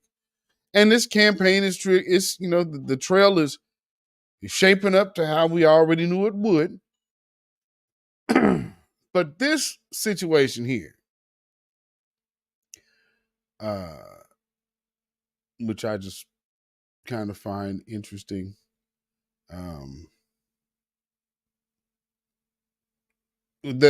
How upset these people are that the Democrats aren't winning. And just like that dude said, he's basically trying to, I don't know, like fluff up the situation to be to where, or to appear as if he has the pulse on black male voters. And it's like, well, that dude does not. What's that dude's name? Teray or something like that? No. Kermit Wingfield in the building. Shout out to you. Shout out to you. So let's hear a little bit of the Super Tuesday fallout. And I just want to hear a couple of these meltdowns real quick. Now, in terms of fundraising, the Democrats currently have a financial advantage over the Republicans. Joe Biden started the year with $46 million on hand compared to Trump's $33 million. Here's some news, though. Perhaps that imbalance will not last for long. Check out this scoop from the New York Times tonight. You see the headline there. Donald Trump seeking cash infusion meets with Elon Musk. New York Times reporting that Donald Trump met with Elon Musk and also a few other wealthy Republican donors seeking a cash infusion to support his campaign. That was within the last few days. That was reportedly over the weekend. According to the Times, Trump is now hoping to have a one-on-one meeting just with Elon Musk. So you're going to go get some money. It's not shocking that he's getting some help. Now let's see. I'm just forwarding through this a little bit. So the fact that he could back Donald Trump, the fact that he could pay his bills and then be able to push Donald Trump around, giddy up. That's an easy one for him. And by the way, he controls Starlink, which is critical to the defense of Ukraine and to the U.S. defense establishment. This guy could be the J.P. Morgan of the current era. He would literally own a desperate, fearful man. I sat and watched 7 minutes of Donald Trump speaking from what looked like his basement the other day. Donald Trump is afraid. He's afraid of going to prison. He's afraid of losing everything that he built in New York, well, that his dad built, and then he borrowed money from the Russians or whatever after he failed at business. But he could be saved right now. All he needs is a billionaire like Elon Musk who wants to own him. And to that's be president. And then he gets to be president and he gets to dismiss all his cases. Boom. He's basically, that is his MBS. He's running for his life. Yeah, it's really funny that you said that because, like, that's kind of what's taking place for the war we're funding over in Gaza. Because that guy actually was on trial for political corruption. And lo and behold, this ordeal took place and, wow, man, had to suspend his case and suspend his trial. And so now he's still in power, and now we're sending billions in spending packages over to Israel. But hey, you know, and no coincidence there, right? I mean, hey, you know, yeah, no coincidence. Yeah. He's running for his it also, life. I mean, does assume that Trump is inevitably going to win once he has Elon's money behind him. And though I believe that money in politics is a colossal problem. Oh, yeah, no. There is, you know, he is but you'd someone rather who's be reliant- even No, than, but than he is- outgunned. He is, yes, but he is reliant on government contracts. Yeah. And, Yeah. you know, if Joe Biden's reelected and Elon Musk has bankrolled Donald Trump, That's a great Then point. you what do know, you do? Tesla wasn't invited to the last EV summit at the White House. And, you know, by the way- they won't be invited And in by the way, 2025. what you're supposed to do with that money is to fund ground campaigns, mail campaigns, et cetera. They're already saying they're not going to do mail. Most of that money, let's be clear, is going to go to cure Donald Trump's personal financial issues, not to the ground campaign. Can I just say one more thing about this? Because I actually find it like very usefully clarifying, is it's so much of the way that Donald Trump talks, so much of the way that our politics talk about are these sort of like cultural signifiers, these points of like intense sort of ideological, rhetorical, demographic That's a long way around, buddy, trying to see about black voters. Let's forward through that. the faux populism and culture war nonsense that masks fundamentally the material interests that are being pursued by this. But that is also why people often falsely say Republicans are good for the economy, because in terms of deregulation, in terms of big business, that set will say a Republican is a safer bet for me. For us, yes. For us. And that's where that narrative comes from. You've even heard people say, well, if it's good for my boss, maybe it'll trickle down to me. It won't. But that's where the mindset And by comes the way, from. what makes it perfect, chef's kiss perfect, is that the Supreme Court sits atop it all, trying to ensure the longevity of Republican government, because that is how they get their wonderful vacays. And they're going to do whatever they can to make sure that Donald Trump comes in so that those two grifters on the court, if I might say, can retire and have 30-year-old versions of themselves to replicate the grift. I mean, just imagine if these old Ruth Bader Ginsburgs would have went ahead and sat down so Obama could put somebody in there. Man, you wouldn't even be in this conversation right now. But no, with one foot in the grave, she said, I'm gonna still stay in this seat, and she stayed in it till she croaked. Just like Feinstein. These women over here just say yes for the vote. This is who they're having pass laws in this country, legislation in this country, mind you, and will not bring up the younger, but they'll sit up there in these positions going senile and some more, and then turn around and talk to us like we stupid for not voting for these people with clear cognitive issues. I'd just say, though, that in terms of the whole logic around there being like legal policing of this, like you shouldn't ideally in a democracy have a multi-billionaire able to come in and say, here are multiple billions of dollars to cover all your legal fees, to cover all your campaigning fees, and to set you up in a way that you can't lose. We should technically. Yet, Joe Biden made a bulk of his money from Act Blue.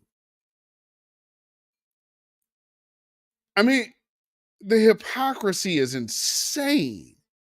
All that money that Black Lives Matter took went to Joe Biden's campaign. Think about that.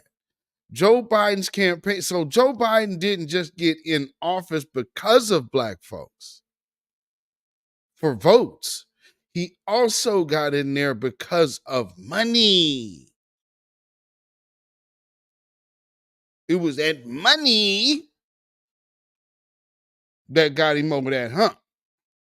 And now she's up here, man, these corporate donors, man, you know, they're able to do this. If Soros is not feeding his own interests? Oh, Lord. Let's skip through this a little bit. There's another question. Then our institutions will not defend our democracy. If we let things play out along these lines, our democracy will fall and we will become a country that doesn't have elections anymore. And so, do you hear this? Why didn't we become that in the first 4 years? I mean, think about that. Everybody who studies that in every country tells you is that the institutions cannot defend themselves. That's right. And we have set up our institutions so that their defense against authoritarian rule and anti-democratic tactics is shame, right, and is transparency, and is people. Hold on. Okay, so wait. Taking voters' rights away from because clearly you see that these people are supporting Donald Trump. So if you keep him off of ballots, what are you doing to the American people as the Democratic Party? You see there are people voting for this man. So how is it that you can say, well, we can leave him off and we'll dictate to you who you can and can't vote for because it looks like you're not finna vote for our guy? Isn't that pretty freaking hypocritical? And they just say it like, oh, yeah, damn. People knowing the information and being able to react accordingly. That, if that is all we've got, then our institutions will not defend our democracy. If we let things play out along these lines, our democracy will fall and we will become a country that doesn't have elections anymore.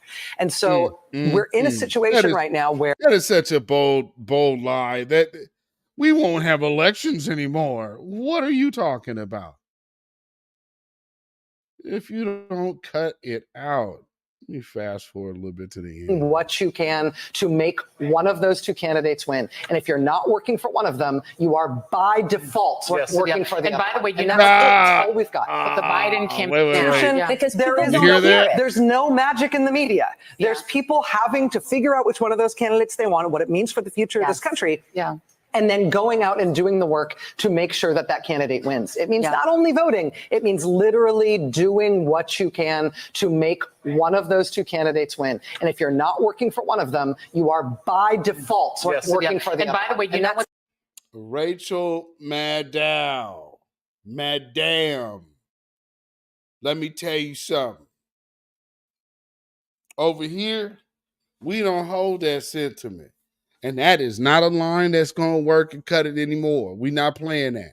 So if there's no tangibles, no black vote, or no black agenda, these people are coming around black folks. You have a black audience. Why aren't you saying what you're going to do for them? You over here at the Edmund Pettus Bridge, you don't think that would be the perfect time to say, this is what you need?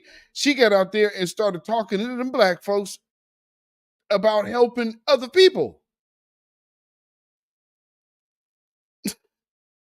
No, you better not show up in my face talking about somebody else.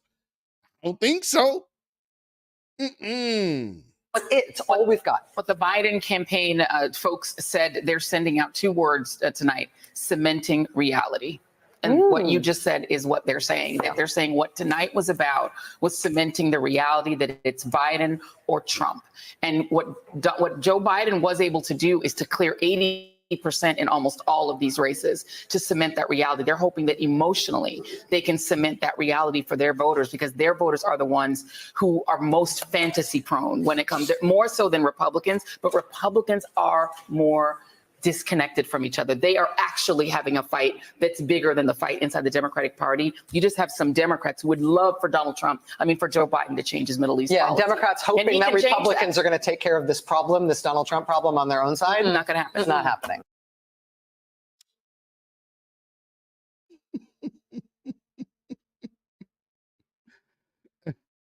It seems like a lot of worry over there. I'm just saying.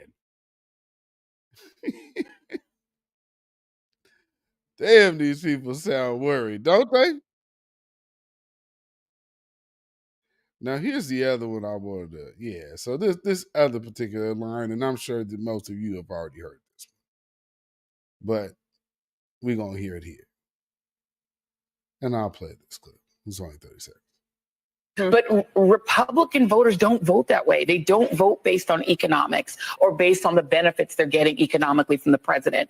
They're increasingly, from the Tea Party on, they're voting on race. They're voting on this idea of an invasion of brown people over the border. The idea that they can't get whatever job they want. A black person got it, therefore drive all the blacks out of the colleges, get rid of DEI. You see how she just convoluted two totally different issues? And so, and then all of a sudden start talking about DEI. DEI is not a black issue because diversity and inclusion really only means white women and homosexuals. Well, shall I say, because see, again, and being in this city, which is so-called liberal, you'll see something that says, oh, it has a rainbow flag on it. They're welcoming to all transgender, blah, blah, blah. Man, please. You will have a what appears to be a gay bar, and it'll be strictly lesbian bar. Now they say that they'll let trans off up into these places. They say that, but you know, just knowing some folks to who I'm known, that's not really the case. So there's a certain thing within that community too. You know what I'm saying? So yeah, let's be clear. And so she's trying to mix a lot of different issues into one, trying to make it seem like, oh yeah, well, you know, that they vote race. If you've noticed, you started hearing a lot more people talking about single issue voters as well. Man, single issue voters, and oh man, you gotta think of the big picture. No, we don't. So let me run that back. They're increasingly, from the Tea Party on, they're voting on race. They're voting on this idea of an invasion of brown people over the border. The idea that they can't get whatever job they want. A black person got it, therefore drive all the blacks out of the colleges, get rid of DEI. That is what they're voting on. They're just voting specifically on racial animus at this stage. It isn't about economics. No. What do black folks got to do with that conversation? Like, legitimately, what the hell do black folks have to do with that conversation? We aren't in that mix, man. As much as you trying to put us in it. But, you know, immigration, and that's the other thing that happened. You know, people are talking about Rachel Maddow kind of scoffing at immigration, which, you know, of course she did. I ain't surprised. You know, it's like, not a shock. And because, you know, and I think I did see part of that because, yeah, she caught a little flack for that. And I guess you just figured, well, I'll just clown the voters of Virginia because the thing that rang true on their polls is that the issue for them was immigration. This illegal invasion that's been going on. And so more and more, see, here's where they're having issues. Now, I mentioned this before. They are having a problem that some of our issues that we are squawking about as far as the Black grassroots are in line with traditional, would you say, Republican values when it comes down to the harm that illegal immigration is having on our community. However, you know, that's not putting us in league with anyone. That's not even making us an ally. We just both have the same issue, and a means to the end to fixing that issue could end up looking the same, and it could be different. And so what they're saying now, like what you hear Rachel Maddow just say, if you don't vote for one, then you voting for the other. And this is their 2024 strategy. Right back to 2020. Unfortunately, you don't have the same ammunition. And people are thinking different. There's so many other things that are going on right now out here that we have no parts of, that you keep trying to rope us in. So she tried to show up and then start talking about Gaza, and then start. So it gives the appearance that Black people are co-signing, cheering on that situation. Just like Black folks was out here talking about pray for Ukraine, like a bunch of dummies. So if you have to, go independent for independence. Or you can get pandered to. And folks can do walks at the Edmund Pettus Bridge while lying to you, telling you that they are there to honor our past, while not literally sharing your history. Ladies and gentlemen, once again, I have to give everybody in that audience one of these. Sambo, Sambo, Sambo! Babylon is fallen. Babylon is fallen. Let it fall. And let us rise. Can you dig it? Ooh-wee. I mean, that woman went straight on out there and started immediately talking about Gaza. So first, before I get started, you were getting started, and the way you got started involved the disrespect of our lineage here in America once again. And there's no excuse for that.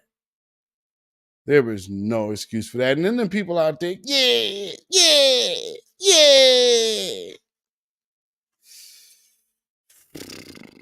But always remember, we already had an example of those types from this, of course. This country is doomed.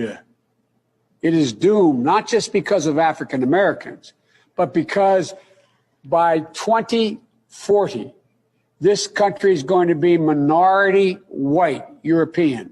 You hear me? Minority white European. And you guys are going to have to start working more with Hispanics, who make up a larger portion of the population than y'all do.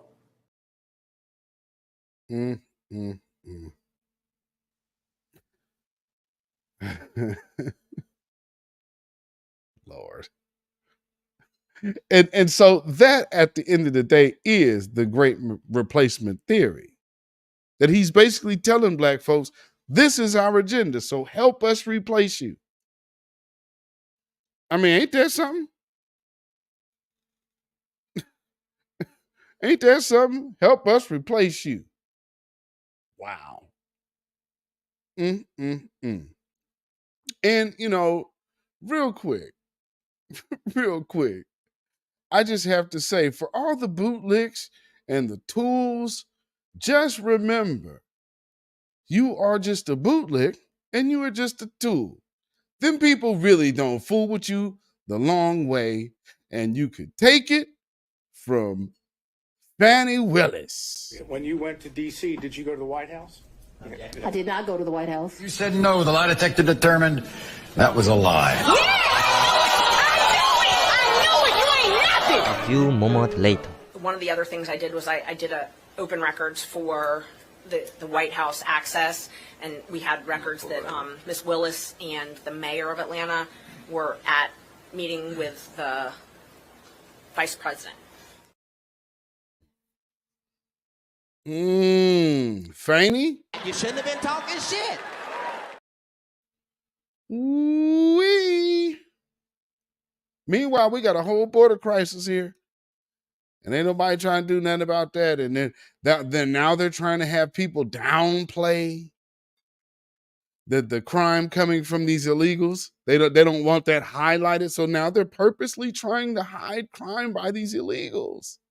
Meanwhile, these illegals are sitting over here like, man, they're over here protecting our criminality. Calling home just like this.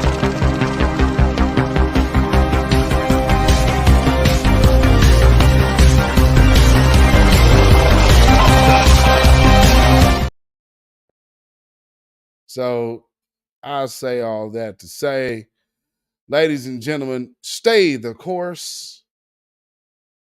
Stay the course. No tangibles, no vote. And for those of you who believe you could change our position that we have already stressed for years and years, and the cheers are getting louder and louder and louder, while the old garb of the old dead black vote takes its final curtain call. If you believe that you can stop the momentum of this new wave of justice, this wave of truth, if you believe that this group of black grassroots, this generation of black greatness and excellence, would ever be discouraged and stop what we are doing for the likes of you, well, I speak for myself. Beatzilla PDX official. Beatzilla PDX official show. Those of you in the chat, the black grassroots, voices of new black media, I think it's safe to say that I speak for all parties involved when I say we proudly dedicate this song to you.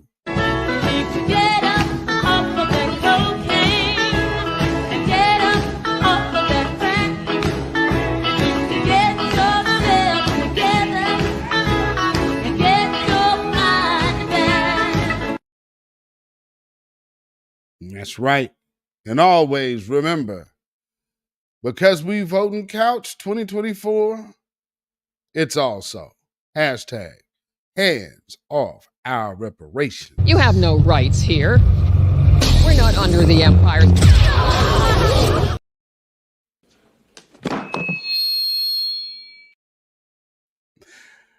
Ladies and gentlemen, you can find me at Beatzilla PDX on Facebook, Instagram, and Twitter. You can email me at ourrealtruth@gmail.com. And if you feel so inclined to put some money in the bucket by way of donation, you could definitely do so at CashApp, $Beatzilla PDX. That is CashApp, $Beatzilla PDX.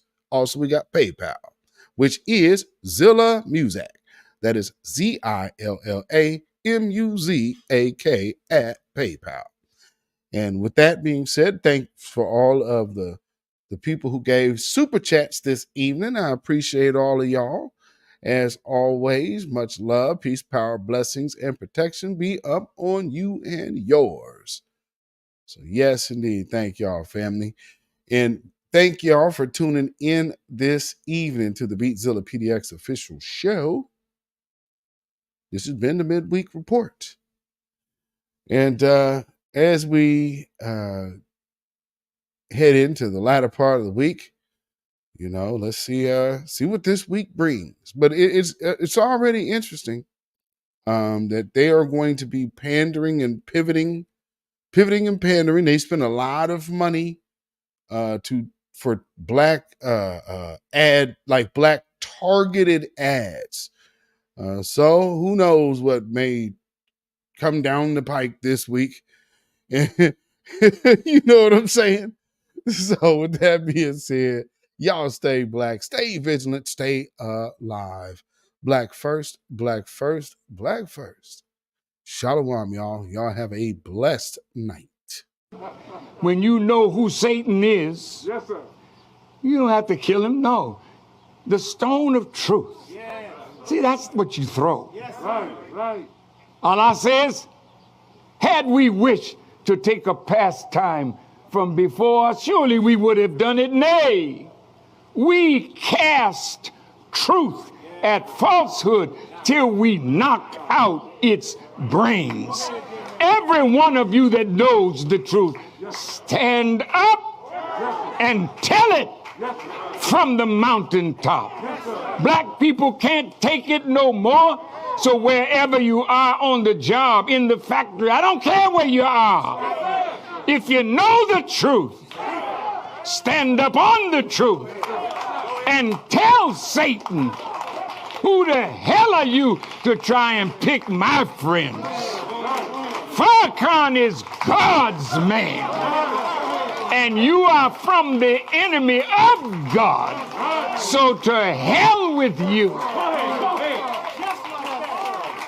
Stand up on it like a man.